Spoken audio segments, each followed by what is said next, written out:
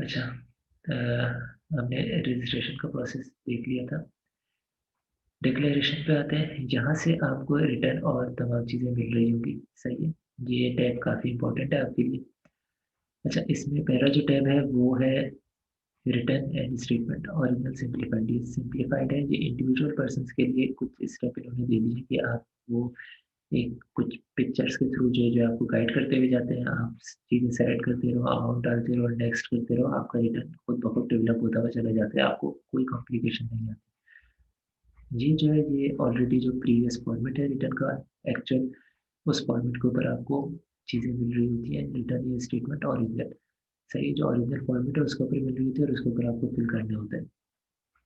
इसके बाद आपका रिवाइज्ड वाली जितनी भी चीज़ें हैं वो सारी इस कॉलम में आ रही है। एक्सटेंशन की एप्लीकेशन की जितनी चीज़ें वो इस कॉलम में आ रही है। रिवीजन एप्लीकेशन की जितनी है वो इस कॉलम में आ रही है। सही, हम सिंप्लीफाइड वाले में एक दफ़ा दिखा देते हैं। ठीक है, डिक्लेरेशन है सिंप्लीफाइड की। आप सिंप्लीफाइड सेलेक्ट करेंगे तो ये विंडो इस तरह की खुल जाएगी आपके पास। सही, आप रेजिडेंट हैं आप या नॉन रेजिडेंट हैं, आप ये सेलेक्ट कर लें। आपने सेलेक्ट किया और कंटिन्यू पे क्लिक कर दी। ये आ गया कि ये आपसे पूछ रहे हैं आपकी जो सैलरी है वो सैलरी इनकम है या अदर सोर्सेज है। मैंने जैसे बोला था सैलरीड पर्सन के लिए यहाँ पे बिजनेस का कुछ आ ही नहीं रहा, बिजनेस कैपिटल गेन कुछ नहीं आ रहा। अदर सोर्सेज की बात हो रही है। अदर सोर्सेज में जाकर के आप देख लें यहाँ पे क्या क्या चीज़ें आ रही हैं। उनमें से किसी को भी सेलेक्ट करना है। कोई भी इनकम है, जैसे प्रॉफिट ऑन डेट के ऊपर चले गए। प्रॉफिट ऑन डेट मनी की है, आपके कोई इंटरेस्ट वगैरह कोई अमाउंट मिल रही हो। सही, तो इसमें टोटल अमाउंट कितनी थी, इसमें से एग्जेम्प्टेड कितनी थी, आप यहाँ पे फिल करें, सेव करें। सही, और कंटिन्यू कर दें। कंटिन्यू के वापस इसी कॉलर इसी विंडो पे आ गए। सैलरी का है, सैलरी में जाकर के आप सैलरी कौन सी सैलरी है आपकी, एनुअल है, एनुअल डिडक्शन ऑन सैलरी कितनी है। सही है, यानी जो टोटल सैलरी है उसकी उसमें से क्या डिडक्शन होती है। सही है, बाकी डिफरेंट अलाउंसेस जो है वो दिए हुए। आपको कोई भी अमाउंट रिसीव हुई है आप वहाँ पे जा कर के सेलेक्ट करेंगे और अंदर जा कर के वो सिंपल फिगर आपको लिखनी है और कुछ नहीं करना। सही, आप फिगर लिखें, सेव करें, कंटिन्यू करें। आप इस स्टेप को कंटिन्यू आगे करते हुए चले जाएं। जो कॉलम आ रहा है ऊपर लिखा हुआ है, अगर कोई रिडक्शन या टैक्स क्रेडिट आप एजू अवेल करना चाहते हैं तो यहाँ पे आपके लिए 3 अवेलेबल है। तीनों में से कोई सा आप अडॉप्ट कर सकते हैं। अगर कोई है तो सही है, नहीं है पर आप क्राइटेरिया मीट नहीं करते तो आप आगे चले जाएं। सही, आपको वहाँ पे भी सिर्फ और सिर्फ अमाउंट मेंशन करनी है, बाकी कुछ नहीं करना। बैंक ये आपसे पूछ रहा है कि कोई टैक्स विथहेल्ड हुआ है आपका, तो वो विथहेल्ड किसके ऊपर हुआ है, कितनी अमाउंट हुई है। आप सेलेक्ट करें किसके ऊपर है। आपने सेलेक्ट किया बैंक के ऊपर है, उसने पूछा बैंक के ऊपर किस चीज़ पे, कैश विड्रॉल पे, बैंक ट्रांजैक्शन पे, किसी दूसरी चीज़ के ऊपर है, प्रॉफिट ऑन डेट या किसी के ऊपर। हमने प्रॉफिट ऑन डेट पहले दिया हुआ था। हमने कहा प्रॉफिट ऑन डेट पे बैंक की डिटेल में यहाँ पे दूंगा, टोटल रिसीट की क्या वैल्यू थी जिसके ऊपर टैक्स विथहेल्ड हुआ और टैक्स कितना विथहेल्ड हुआ, डाल करके मैं सेव करूँगा। ये सेव हो जाएगा और इस तरह से मुझे नज़र आ रहा होगा। सही है, अगर मुझे नहीं करना कुछ, मैंने बैक कर दिया, नहीं तो मैं कंटिन्यू कर रहा हूँ। सिंपल पिक्चर्स के थ्रू चीज़ें एक्सप्लेन हुई है, आपको सेलेक्ट करनी है और अंदर जाकर के बस सिंपल अमाउंट मेंशन करनी है। सही, रिकनसाइल्ड है, ये जो इनपुट है वही आउटपुट है, यानी कि इनफ्लो और आउटफ्लो रिकनसाइल्ड है। सही, कंटिन्यू करो। कोई चीज़ अटैच करनी है, पर्सन है तो उसके पैरेंट अकाउंट्स की ज़रूरत नहीं है। सही है, अटैच करनी करो, नहीं करनी तब भी आगे जा सकता हूँ। यहाँ पे पिन डालूंगा, सबमिट पे क्लिक, वेरीफाई करूंगा, सबमिट पे क्लिक करूंगा, ये चीज़ सबमिट हो जाएगी। सही है, अब ये है सिंप्लीफाइड पे। अब ऐसा नहीं होता कि हमेशा सिंप्लीफाइड ही हमें देखना पड़े। सही है, हम अगर इसे डिलीट करते हैं, हम जाते हैं नॉर्मल की तरफ। अगर मैं इसे डिलीट नहीं करूँ तो मेरा नॉर्मल वाला नहीं खुलेगा, इस टैक्स ईयर का नॉर्मल वाला नहीं खुलेगा। प्रीवियस टैक्स ईयर तो ऑलरेडी फाइल हो चुका है, तो प्रीवियस ईयर जो है वो भी नहीं खुल रहा होगा। तो मुझे खोलने के लिए इसे डिलीट करना ज़रूरी है, तो मैंने इसे डिलीट कर दिया। सही। अब नॉर्मल खोलते हैं। नॉर्मल का जो रिटर्न है वो खोलने के लिए ऑप्शन, मुझे सबसे पहले पीरियड सेलेक्ट करना है। पीरियड मैंने सेलेक्ट किया 2020, चला गया इसमें। अब मेरे पास ये पूरा का पूरा रिटर्न जो है वो ओपन हो गया है। अब इसे जो है, यहाँ पे जो रिटर्न है इसमें सारी की सारी ऑप्शन दी हुई है। ये कंपनीज के लिए भी यही होता है, इंडिविजुअल्स के लिए भी यही होता है, और एओपी के लिए भी यही होता है, लेकिन इनको फिल करने के तरीका जो वो डिफरेंट है। सही है। हाँ, बिल्डर है उनके लिए डिफरेंट है मौजूद है, ट्रेडर्स है उनके लिए डिफरेंट मौजूद है, जो नॉन रेजिडेंट है उनके लिए डिफरेंट मौजूद है। सही है, वो इसके ऊपर फाइल नहीं होगा। सही है। तो अब हम जा रहे हैं, इसको एक एक करके एक्सप्लेन करते हुए जाते हैं कि क्या क्या चीज़ है। जैसे मैंने बताया था कि इनकम के जो है वो 5 हेड्स है, वही 5 हेड्स यहाँ पे आ रहे हैं। कौन कौन सी इनकम है? सैलरी है, प्रॉपर्टी है, बिजनेस है, कैपिटल एसेट है, कैपिटल गेन वाली जो चीज़ है, और अदर सोर्सेज है। सही है। ये 5 हेड्स आ रहे हैं। अब इन पाँचों हेड में एक फॉरेन सोर्स अगर आ रही है तो फॉरेन सोर्स की भी मुझे बतानी है। फॉरेन सोर्स में किसकी कौन सी है? फॉरेन सोर्स में क्या चीज़ आ रही है? Foreign income, property, business, capital, source, salary, other sources, salary, वही 5 चीज़ें यहाँ पर आ रही हैं टोटल, जो कि यहाँ पे नॉर्मल के लिए, यानी अगर लोकल आपकी कोई अर्निंग है तो उसके लिए अलग अलग टैब मौजूद है। फॉरेन से अगर कोई अर्निंग है तो वो मुझे इतना ज़्यादा डिटेल नहीं देनी, मुझे सिंपल यहाँ पे अमाउंट्स लिखनी है। सही। एग्रीकल्चर पे कुछ है तो एग्रीकल्चर की बस मुझे सिंपल यहाँ पे अमाउंट लिखनी है, और अगर प्रोविंस को मैंने कोई टैक्स पे किया है तो वो प्रोविंस के टैक्स की अमाउंट मेंशन करनी है। सही। हम डिटेल में इसमें सेक्शन वाइज पूरे नॉलेज में नहीं जाएंगे, अदरवाइज टाइम हमारा बहुत लग जाएगा। और एक छोटी सी ट्रेनिंग है ये, जो आईआरएस को अंडरस्टैंड करवा रही है। तो इनकम टैक्स को अंडरस्टैंड करने वाली चीज़ यहाँ पर नहीं है। जो आईआरएस को अंडरस्टैंड करने के लिए आपको क्वेश्चन नीडेड है, वो क्वेश्चन यहाँ पे जो है वो एक्सप्लेन हो रहे हैं। सैलरी, आपको कोई सैलरी जो मिली है, टोटल अमाउंट कितनी मिली है, उसमें से एग्जेम्प्ट कितनी है। सही। यूजुअली जो टोटल अमाउंट है वो टैक्सेबल होती है, एग्जेम्प्ट उसमें से कुछ नहीं होती है। अगर कोई एग्जेम्पशन है तो वो एग्जेम्पशन यहाँ पे मेंशन हो रही होगी, और नेट फिगर यहाँ पर आएगी। जैसे यहाँ पे हम मेंशन कर देते हैं 1.2 मिलियन आपकी सैलरी थी, 12 मिलियन आ गई, चलो 12 मिलियन थी आपकी सैलरी। सही है। इसमें से 3 मिलियन जो है वो एग्जेम्प्ट है। सही। तो यहाँ पे ऑटोमेटिकली कैलकुलेट नहीं होगा, मुझे इस कैलकुलेट का बटन है, इस पर क्लिक करना होगा। तो ये कैलकुलेट करके बताएगा टैक्सेबल इनकम जो है मेरी 9 मिलियन है। सही। अब ये 9 मिलियन यहाँ पे टैक्सेबल इनकम आ गई। मैं यहाँ पे टैब है टैक्स चार्जेबल स्लैश पेमेंट, कितना आ रहा है इसमें मैं जाऊँगा, कंप्यूटेशन में जाऊँगा, तो ये मुझे बता रहा है 9 मिलियन मेरी टैक्सेबल इनकम है, और मेरा टैक्स कितना बन रहा है, यानी ये टैक्स खुद कैलकुलेट कर रहा होता है ये फॉर्म। सही। आपको डालने की ज़रूरत नहीं है। खैर, हम सैलरी में आ जाते हैं। जो एग्जाम्पल हमने दी है इसे फिलहाल हटा देते हैं।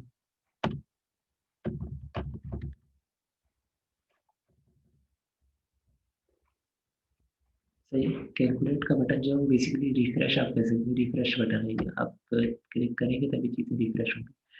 सैलरी है, कोई अलाउंसेज है वो यहाँ पर आ रहे होंगे, कोई एक्सपेंडिचर की रीइंबर्समेंट हुई है वो यहाँ पर आ रही होगी, पर्सनल एक्सपेंडिचर की। सही। कोई एक्सपेंडिचर जो कि आपकी एम्प्लॉयमेंट से रिलेटेड है, उस एक्सपेंडिचर की रीइंबर्समेंट नहीं।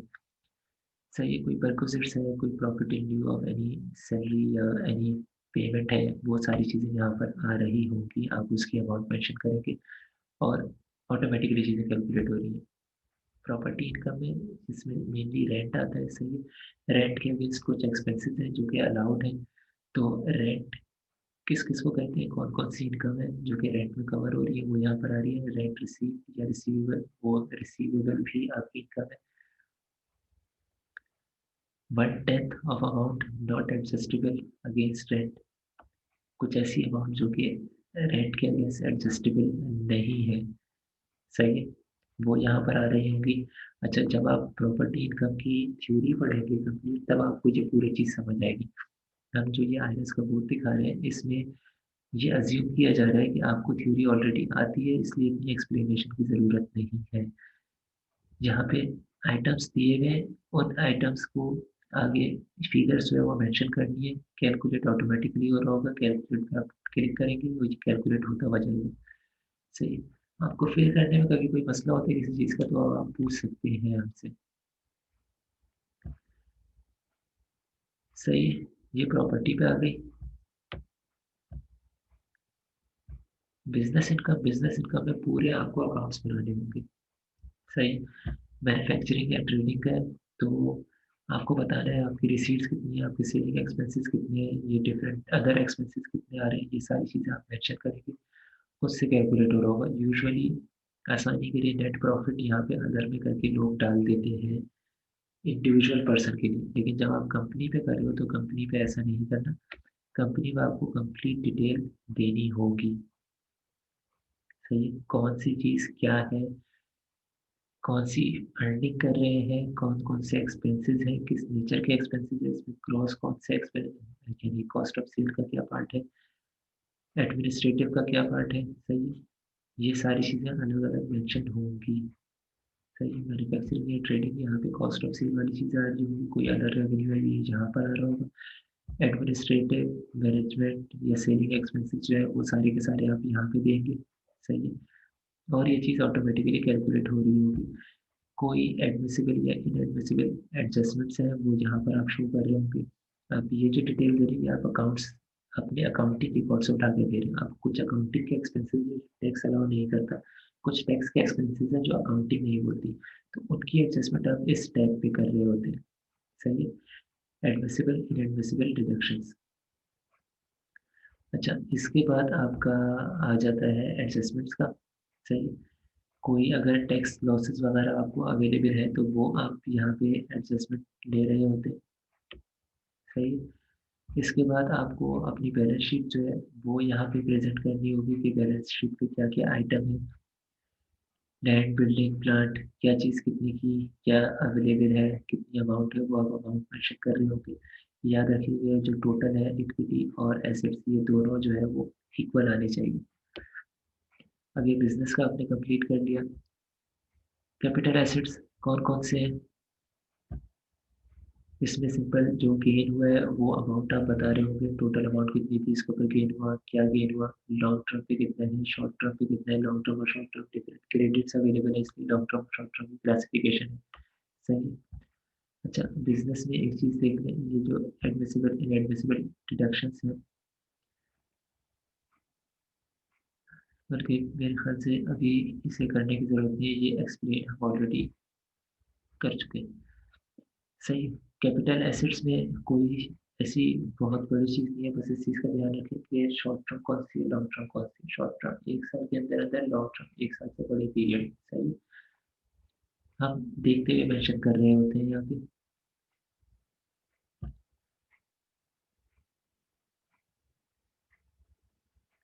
अब कैपिटल एसेट्स हो गए। अदर सोर्सेज में जो भी रिसीट्स या डिडक्शन आई है यहाँ पे डिफरेंट हेड्स दिए हुए, उन हेड्स में कितनी रिसीट्स आई हैं नेट वो हमें यहाँ पे मेंशन करनी है। सही। उसमें से एग्जैक्ट कितनी अमाउंट है वो मेंशन करनी है, कैलकुलेट करना है, यहाँ पे फिगर ऑटोमेटिकली कैलकुलेट हो रही होगी। सही। ये हेड्स कुछ दिए हैं, इन्हीं हेड्स की चीज़ें जो है वो यहाँ पर आएंगी। सही है। यहाँ अगर कोई ऐसा ऐड है जो कि इन चारों में कवर नहीं हो रहा, एम्प्लॉयमेंट प्रॉपर्टी बिजनेस और कैपिटल एसेट में कवर नहीं हो रहा, सही है, और वो आपने इनकम अर्न की है तो वो आप यहाँ पे अदर में डाल सकते हैं।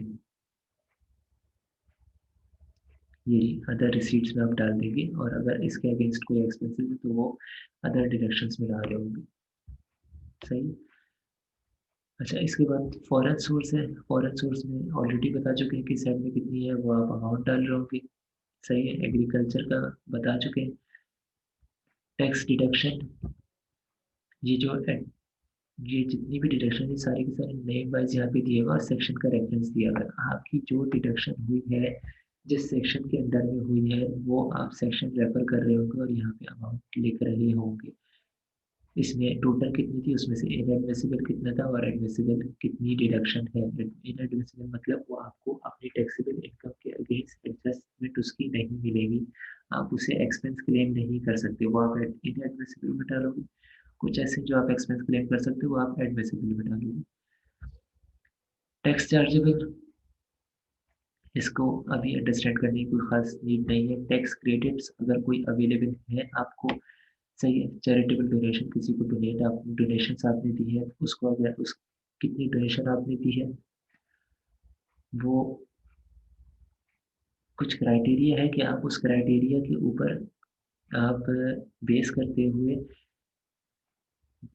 डिडक्शन जो है वो क्लेम कर सकते हो, या क्रेडिट्स जो है वो क्लेम कर सकते हो। इसकी कुछ लिमिट्स हैं, और लिमिट्स को अज्यूम करते हुए एलिजिबल अमाउंट कितनी हो रही है वो अमाउंट आपको यहाँ पे मेंशन करनी है। आपको टोटल अमाउंट मेंशन नहीं करनी, एलिजिबल अमाउंट कितनी है वो मेंशन करनी है।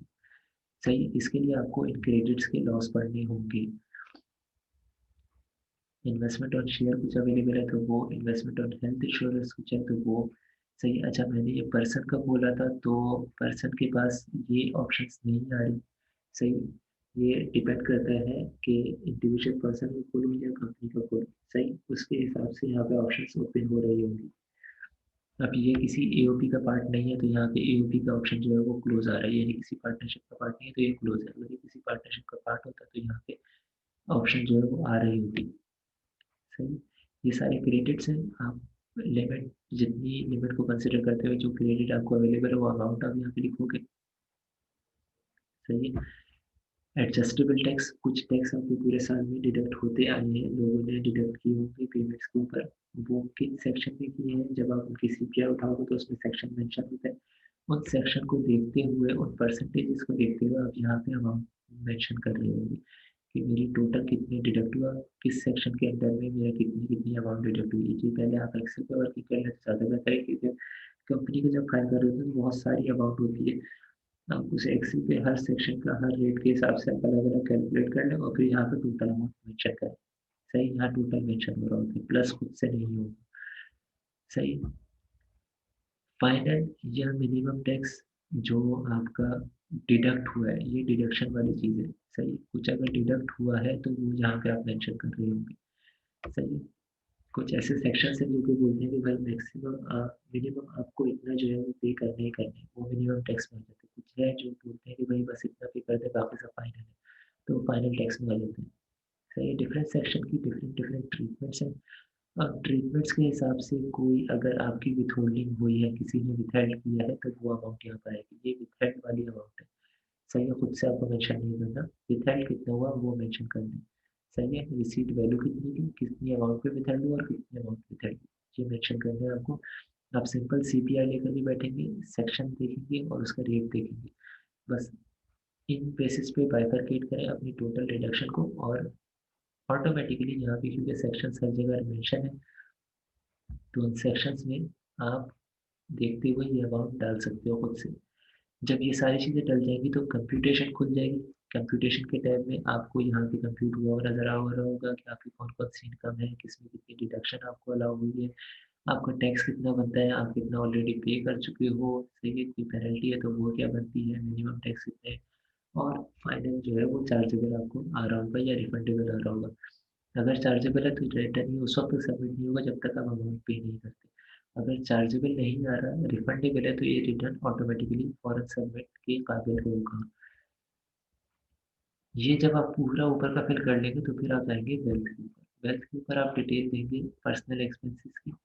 जब आप कंपनी के लिए जाएंगे तो कंपनी की वेल्थ स्टेटमेंट नहीं जाती, कंपनी की बैलेंस शीट जाती। सही, वो आप ऊपर बिजनेस वाली टाइम में डाल चुके हैं। सही है, ये पर्सन की जाती है। पर्सन की आप पर्सनल एक्सपेंसेस उसके बताएंगे, कहाँ कहाँ क्या क्या एक्सपेंसेस है वो बताएंगे। पर्सन के नाम पे क्या क्या एसेट्स और लाइबिलिटीज हैं वो आप यहाँ पे बताएंगे। अगर किसी को ऐड करना है किसी कॉलम में तो वो ऐड के ऊपर आप क्लिक करेंगे, जो इन्फॉर्मेशन वो मांगे वो इन्फॉर्मेशन आपको प्रोवाइड करनी है। सही है, जैसे प्रॉपर्टी ऐड करनी तो पर्टिकुलर के प्रॉपर्टी का एड्रेस बताएं और प्रॉपर्टी की कंटेंट बताएं। सही है, कमर्शियल है, रेजिडेंशियल है, हाउस है, एरिया कितना है किस इलाके में। सही, इसी तरीके से आप कोई भी ऑप्शन यहाँ पे ओपन करना चाहते हैं तो उससे प्लस का क्लिक करेंगे और वो ऑप्शन ओपन हो जाएगा। कुछ ऑप्शन ऑलरेडी ओपन होते हैं, जहाँ पे प्लस का निशान नहीं आ रहा वो ऑटोमेटिकली ओपन है। सही है, जब आप अपने टोटल एसेट्स और लाइबिलिटीज मेंशन कर देंगे तो उसको रिकनसाइल करना है कि ओपनिंग में कितना अवेलेबल था, करंट ईयर में कितना आपने एज पर रिटर्न डिस्क्लोज किया है, सही है, क्लोजिंग में कितना अवेलेबल आ रहा है, ये रिकनसाइल होना चाहिए। ये अगर ज़ीरो नहीं आता, ये कॉलम अगर ज़ीरो नहीं होता ये वाला सेल, तो इसका मतलब है आपका रिटर्न फाइल नहीं होगा। ये सेल ज़ीरो होना चाहिए, यानी जो आपके पास इनकम आई, जो ओपनिंग थी और जो क्लोजिंग थी, उस इनकम को देखते हुए वो मैच हो रही है। टोटल इनकम में से ये एक्सपेंसेस को लेस करता है, लेस करने के बाद जो है वो जो टोटल आपके क्लोजिंग एसेट्स आ रहे हैं, ये जो एसेट्स की जो डिटेल है, जो आपने प्रोवाइड की है, यहाँ पे जो नेट एसेट्स आ रहे हैं, ये इससे मैच करते हैं। अगर मैच हो रहे हैं कि opening plus income minus expenses, अगर वो आपके इस एसेट से मैच हो रहे हैं तो सही है, अगर नहीं मैच हो रहे हैं तो वो यहाँ पे डिफरेंस बता रहा होगा, सही है। ये करने के बाद कोई अमोर्टाइजेशन की डिटेल है वो आप यहाँ पे फिल कर रहे होंगे, कोई डेप्रिसिएशन की डिटेल है वो आप यहाँ पे फिल कर रहे होंगे, मिनिमम टैक्स आपने प्रीवियसली कोई पे किया हुआ है, सही है, या इस साल कोई पे किया है तो वो आप यहाँ पे फिल कर रहे होंगे। इसकी अभी ज़रूरत नहीं है अंडरस्टैंड करने की। पेमेंट कोई आपको करनी है या ऑलरेडी हुई हुई है वो यहाँ पे मेंशन हो रही होगी, सही है, चालान जिसका बना हुआ होगा, सही है। कंपनी डायरेक्टर रिटर्न फाइल करते हुए कुछ नहीं है, अटैचमेंट हमें फाइनल अकाउंट्स अटैच करने होंगे, सही है, डिफरेंट अटैचमेंट्स यहाँ पे देनी है, फाइनल अकाउंट्स वाली है आगे चलकर वो दे देने। एट्रीब्यूट में कोई ख़ास चीज़ नहीं है, सही है। आपको सिर्फ और सिर्फ ये सेलेक्ट करना है कि कौन सा बिजनेस है आप, सही है। यहाँ पे बिजनेस के डिफरेंट नेचर दिए हुए हैं, आपका कौन सा बिजनेस है यहाँ पे आप नाम डालेंगे और सेलेक्ट कर लेंगे सर्च करने के बाद, सही है, वो सेलेक्ट करें।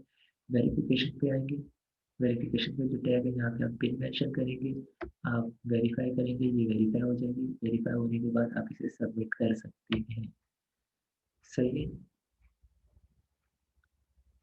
होपफुली अगर आपको एक ऑप्शन और भी है कि प्रीवियस रिटर्न से डाटा को यहाँ पे एक्सट्रैक्ट करना है और फिर उसके बाद उसे अमेंड करना चाहते हैं आप, तो यहाँ पे ऑप्शन दी हुई है इम्पोर्ट फ्रॉम प्रीवियस रिटर्न। अब जैसे इसे क्लिक करेंगे तमाम चीज़ें प्रीवियस रिटर्न की यहाँ पे इम्पोर्ट हो जाएंगी, अब आप उसे एडिट कर सकते हैं, चेंज कर सकते हैं, सही।